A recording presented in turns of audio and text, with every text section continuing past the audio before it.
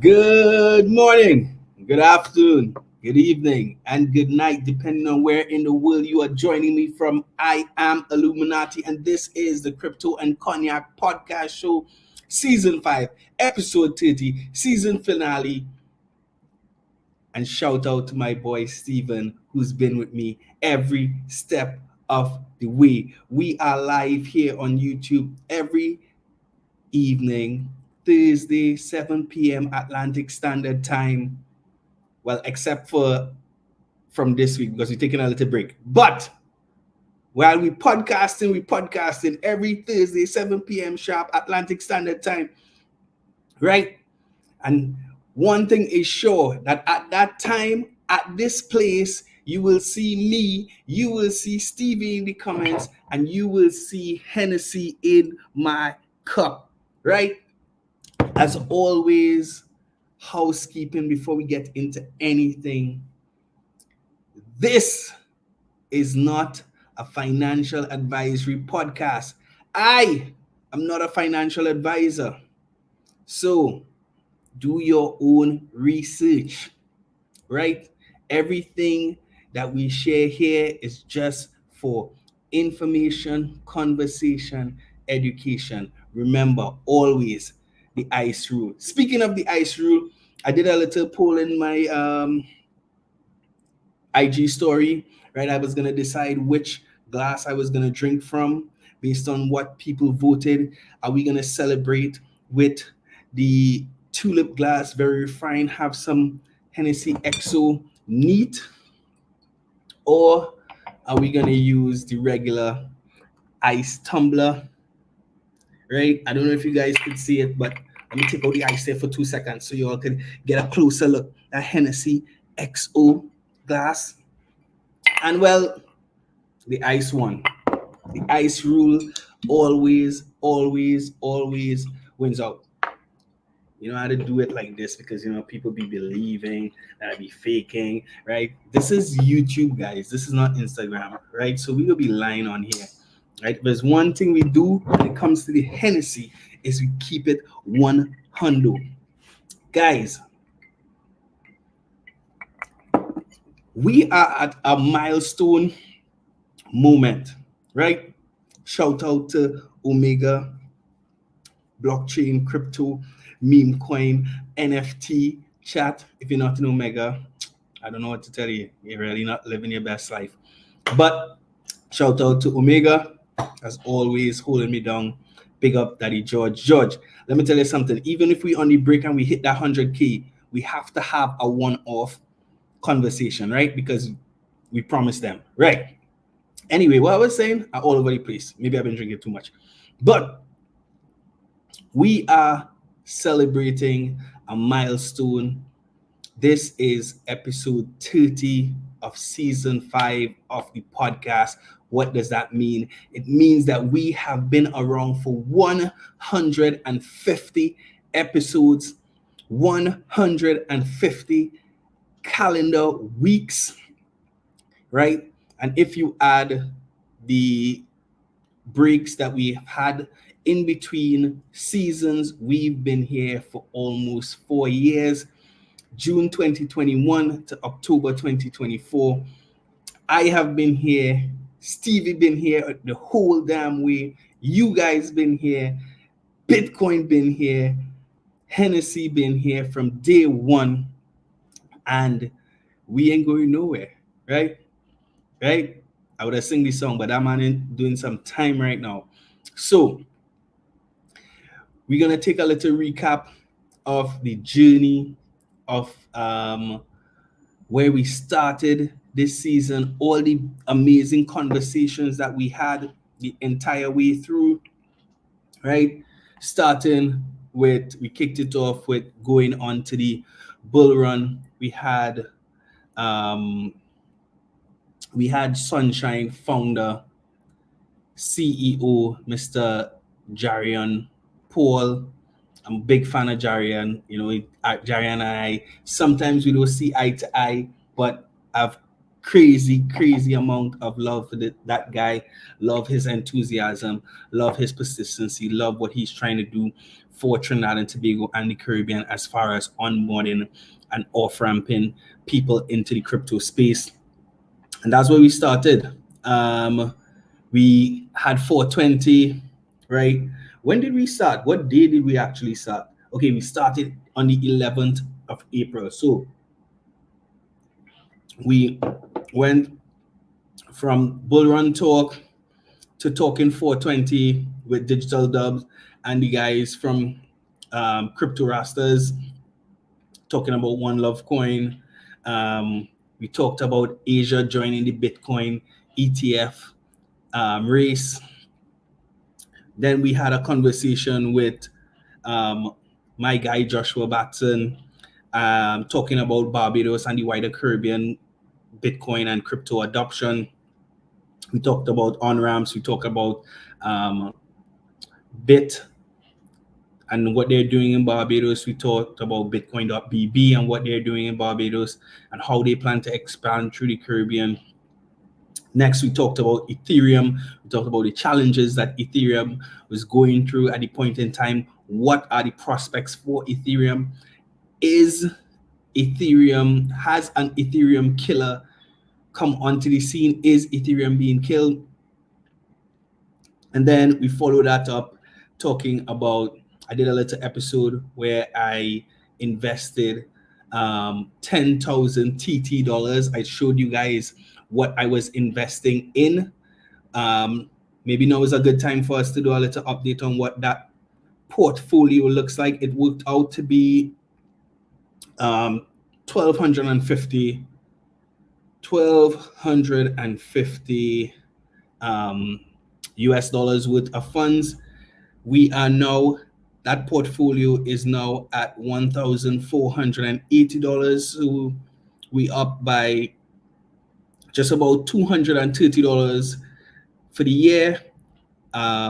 We are up by, let me tell you what we up by overall total earnings. Why it ain't showing, man? It's just showing me 24-hour change. Anyway, we can do the math. That's just over, or maybe just under 20% returns. So we started at 1,250, now at 1,480. And like I said, we're going to keep that running all the way into next year. We're going to keep it running for exactly a year and see what 1 year of investment real time looks like in this crazy cryptic space of cryptocurrency. Then we talked about, the next week we talked about Bitcoin versus inflation. Is Bitcoin a hedge against inflation? What makes Bitcoin a hedge against inflation? We talked about the fact that the market seemed to be in a bit of a boring period, right? We talked about the calm before the storm. Since then, we have seen things pick up significantly. We made some movements up, we made some movements down, wrecking the shorts, wrecking the longs. We started to get excited, right? And we pushed on. We talked about NFTs. We talked about whether or not the NFT market is in fact dead, because that is one of the narratives that hasn't really picked up yet for this cycle. So we talked a little bit about whether or not it's just a delay in the cycle, or whether or not this whole idea of NFTs is really dead. I think in that conversation, we had to talk about whether or not the utility, we had to talk about PFP type NFT projects versus, real utility NFTs. And yes, art is a real utility when it comes to NFTs. We talked about Bitcoin as a hedge, just kind of following on from, the inflationary conversation. We talked about Bitcoin not as a hedge against inflation alone, or not just as a means to develop generational wealth, but rather being a hedge against generational poverty. How do we stop the inflation and how that devalues our currency, how that devalues our savings in those currencies, and how Bitcoin can keep the average person on pace with the gains that everybody else in the global market are experiencing. One of the great things about Bitcoin, one of the great things about cryptocurrency is that whether you have $1, whether you have $100,000, whether you have $100 million, you experience the same exact percentage growth on your investment as the other person. So it makes it really, really, what is the word I'm looking for? Democratic, I guess. You know, everybody experiences it the same way. We talked about blockchain and the beach. So we talked about how Bitcoin is impacting the Caribbean islands, how we are using Bitcoin, how we are using blockchain in the region. What are the prospects for the growth of that space in the region? Can it help the region keep pace with some of the things going on globally? Are the governments in the region taking enough stock of what is happening out there in the global environment as it relates to cryptocurrencies and blockchain? Then we talked a little bit about the bulls versus the bears, the battle for the cycle direction at the point in time. Were we going to see a significant correction and us move back down? Were we going to see the bulls take charge and move up? Looking forward, based on where we are right now, we could see that the bulls seemingly won that battle. The bears not out of it yet until we start making new all-time highs. I think it's anybody's race, but I roll in with the bulls, right? Not in basketball, right? Because I'm a Laker to the end, right? Unless LeBron joins the Bulls, which is going to be insane. But anyway, then we talked about Bitcoin adoption versus acceptance. What does either thing mean? Which one is ideal? Are we going to see one side win altogether, or whether or not we're going to see some balance in between it? Adoption basically means that we are going to see a transition from the traditional financial space into the new decentralized financial space that Bitcoin and cryptocurrency and blockchain brings, or whether or not Bitcoin is just going to be assimilated into the traditional financial space and become just another tool in that space, right? We celebrated the Bitcoin birthday, of course, right? Bitcoin turning, I think, what, 15 this year? So we celebrated Bitcoin's birthday, of course. We moved and we talked about whether or not Bitcoin at the time was at its correct price, or whether or not it was due for a correction. That was the 18th of July. Was that previous episode about Bitcoin's birthday, or was that my birthday? Maybe it was my birthday. If it was July, it had to be my birthday because Bitcoin's birthday is not July. What are we saying? Stephen, you had to keep me accountable. I'm going all over the place, right? We talked about, obviously, earlier in the year, we saw the Bitcoin spot ETF get approved. We talked about whether or not the Ethereum spot ETF would follow soon. And we did see it get approved in the US, and we kind of speculated on what was going to come next. We talked about the prospects of political promises for the crypto and blockchain space. Obviously, we are just a few days out from the US presidential election. We have former President Donald Trump. We have current Vice President Kamala Harris, both vying for the presidential office. And what does that mean? What does either victory mean? And what have they been saying about Bitcoin, about blockchain on their campaign trail? Trump has been a lot more overt about his feelings towards it, making promises. He started his own token.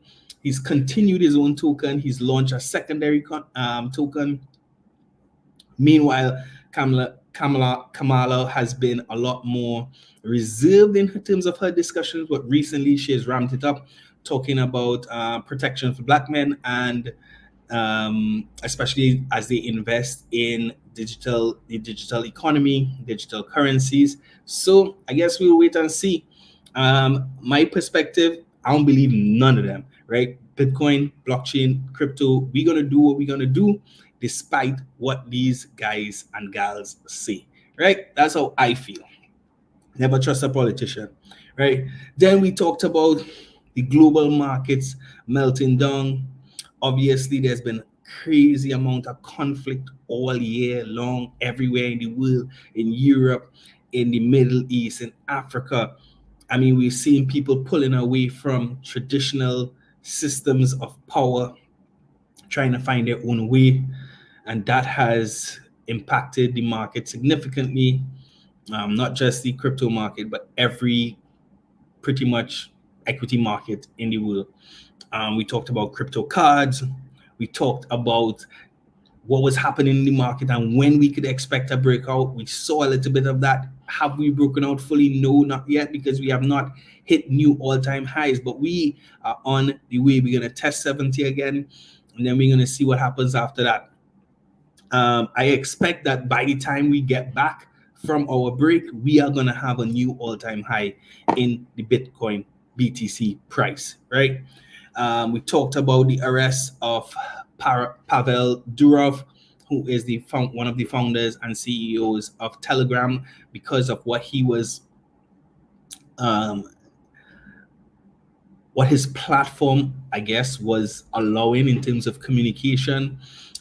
He has always been a very huge advocate of the blockchain space, and we talked about how his arrest might impact not just the space, but his platform, how his platform, which is a central figure in the marketing, communication, community building, engineering of this space works. So we touched on that. Not just touched on it, we talked about a little, then we talked about Bitcoin, how nothing stops Bitcoin. Bitcoin just keeps going. It does what it does. Every single block mined non-stop, despite what is happening in the world, despite what politicians think, despite what regulators think, despite what naysayers think, despite what believers think. Bitcoin just continues to do what Bitcoin does, right? Nothing can stop it. Then we talked about Rectember versus October. Played out so far. It has played out true to form. Rectember hurt. October has since been pretty good. Let's see where we close at the end of the month. Do we make it back to all-time highs before the end of the month? I don't know. And then we have November coming. What is November going to bring? Is it going to be NFT November? Is it going to be no, not November? Are you shaving your beard? Are you growing your beard? What are you doing to celebrate November? And we also talked about rate cuts, right? The Fed finally cut rates after a significant period of rate hikes and then some pausing on rate hikes. We finally saw our first rate cut. Is that signs of things to come? We have since seen central banks across the world follow the Fed's direction in cutting rates. What does that mean for the market? We talked about that. If you want to know what that means, go back and find the episode and watch it, right? If you want to get more insight into anything that I just mentioned, go back and find the episode and watch it. I'm not going it over right now, right? Okay. All right. We talked about blockchain. We talked about BRICS. We talked about the BRICS introducing mBridge and what it is intended to do in terms of replacing the SWIFT platform for global trade, especially between BRICS countries. Right now, they are in the midst of the BRICS summit, and we have heard a lot of positive things coming out of there. Maybe not if you're a proponent of the US dollar, but tough, right? We talked about whether or not Bitcoin is a safe haven asset, what makes it so, what is a safe haven asset. HBO decided that they were gonna release a documentary that would basically prove who Satoshi is. Personally, I don't think they did so. So we, in our conversation, decided to, kind of relook at some of the names that have popped up over the years as being potential Satoshi. But like I said, like my boy George always says, I am Satoshi, you are Satoshi, we are all Satoshi Nakamoto, right? And then we talked about DeFi versus self-custody most recently last week on the podcast. And now here we are at the season finale, season 5, episode 30, 150 episodes. It's been amazing, guys. I thank you so much. You guys give me the strength to come out here and do this and share with you and grow with you in my knowledge, because if it wasn't for you guys, I wouldn't do the research that I need to do to be here every week, and that would probably stunt my growth in this space. So I thank you. Please like, share, subscribe, go back, watch previous episodes that you might have missed. Tell a friend to tell a friend. Go back all the way to season 1, which is on my Instagram, 𝐿luminati333 on Instagram. Check us out on Twitter. Check us out on Instagram, crypto_Caribbean. Go back, check out all the previous seasons on Crypto Caribbean TV. And yeah, like I always say, adoption is inevitable, guys. I am going to miss you guys, but I'm really excited for season 6. I have some really exciting things planned, and I hope that it all comes together beautifully. But in the meantime, in between time, like I always say, do your own research, because the knowledge is free, right? The knowledge is free. You don't have to invest a single cent. You don't have to spend any money. You don't have to take any loans like Stephen. You don't have to take any risk, right? The knowledge is free, and then it's always with you, right? You can't lose your shit on the education. You cannot get rug pulled on the education, but just be very discerning about the information you take in. Not every podcaster has your best interest at heart. Not every podcaster is above board. So just be careful. Be careful how you're clicking links as you go about getting your crypto journey started and your stuff set up. We have tons of episodes that talk about setting up wallets, setting up centralized exchange wallets, setting up self-custody wallets. Just search, Google it. And yeah, and as always, remember to drink and degen responsibly, right? You don't want a fat thumb to cost you your life or your legacy, right? So, guys, be good, be blessed. Illuminati out. Peace.